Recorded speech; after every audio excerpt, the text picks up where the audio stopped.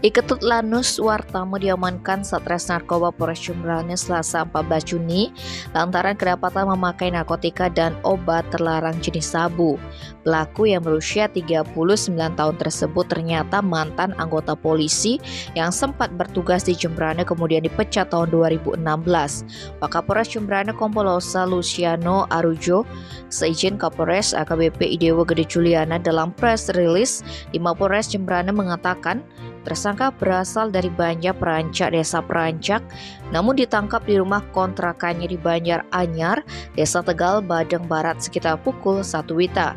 Tersangka diamankan berikut barang bukti 2 klip plastik kristal bening diduga sabu dengan berat keseluruhan 6,57 bruto atau 6,8 gram nito. Sebelum ditangkap, tersangka terpantau sedang berada di kontrakannya. Saat digeledah, dari dalam kamar tersangka muncul kepulan asap dan api. Tim opsenal bergegas memadamkan api dan melakukan penggeledahan terhadap barang yang dibakar itu. Tersangka berupaya menghilangkan barang bukti dengan cara membakarnya.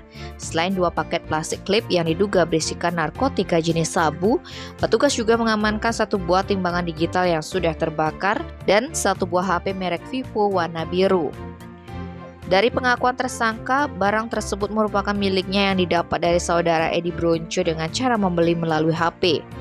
Akibat perbuatannya, tersangka diancam penjara seumur hidup atau hukuman penjara paling singkat 5 tahun dan paling lama 20 tahun, serta denda pidana paling sedikit 1 miliar rupiah dan paling banyak sebesar 10 miliar rupiah.